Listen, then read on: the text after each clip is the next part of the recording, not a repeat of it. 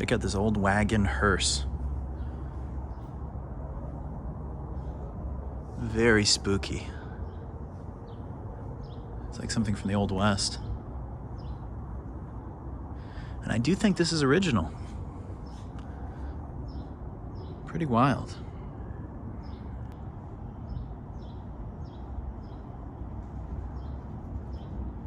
What's going on, Unfazed crew? So after a bit of searching, I located the grave of one of broadcasting's pioneers. He was super famous, but also incredibly divisive. I'm talking about Walter Winchell.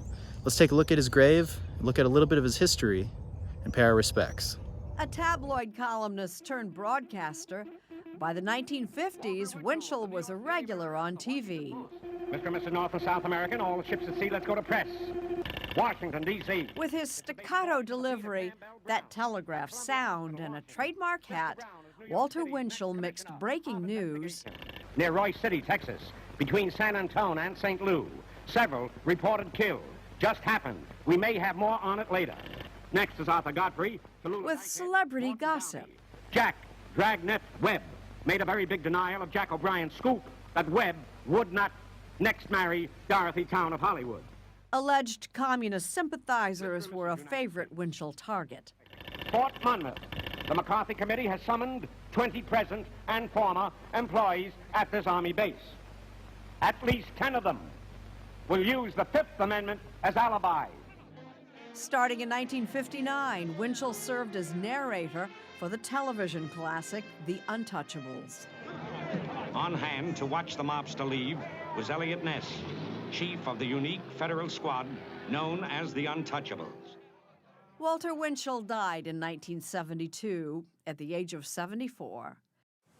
But as we well know, the celebrity gossip shows he helped pioneer live on.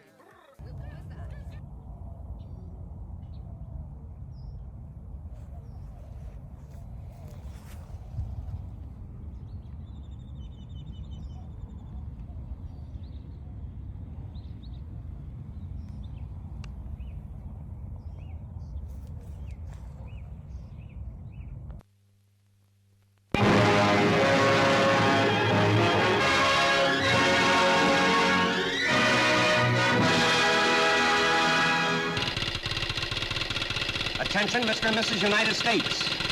I have just seen Wilson. This remarkable Technicolor motion picture is another achievement for 20th Century Fox. It is the high mark in the brilliant career of Darryl F. Zanuck. It is packed with entertainment from start to finish. You will feel the thrilling rhythm of the national anthem with every beat of your heart. Don't miss Wilson.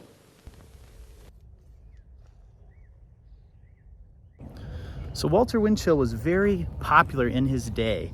At his peak, he had over 50 million listeners. I mean, he was like Howard Stern level back in the day, and he was the originator of the gossip columns and the gossip news. I don't know if that's a good or bad thing ultimately, but for him, that was kind of his trademark.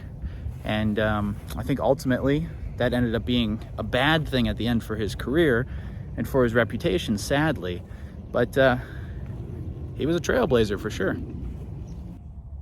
Here's the grave of Walter Winchell Jr. This was his son who unfortunately committed suicide on Christmas Eve, 1968.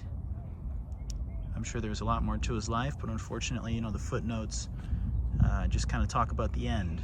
But we'll definitely pay our respects to Walty as well. Here's the grave of Elizabeth June McGee Winchell, who was the partner and lover of Walter Winchell. She's also laid to rest here. And here's the grave of Walda Winchell. This was Walter's daughter. She had a very difficult life, a lot of time in and out of insane asylums. But this is where Walda is laid to rest.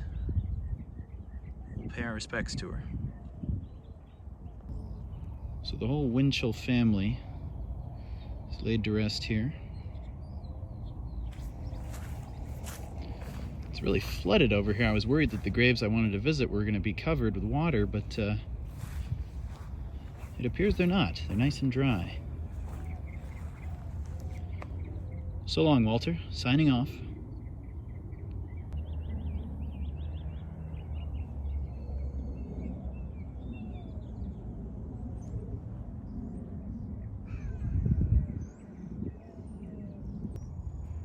Thomas Jefferson. All right. It's just wild to think someone like Walt was incredibly famous in his day.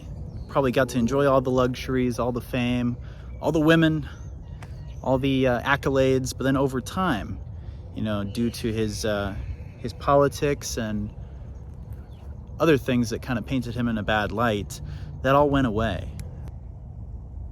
This is Walter Winchell, who disagrees with Adlai Stevenson's statement that the 4 fears have replaced the 4 freedoms. America, Mr. Stevenson, has more Minutemen than boogeymen. Good night.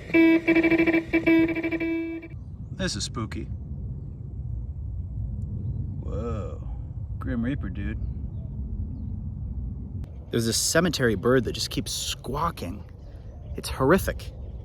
It's a horrific little shit. It's just going rah, rah.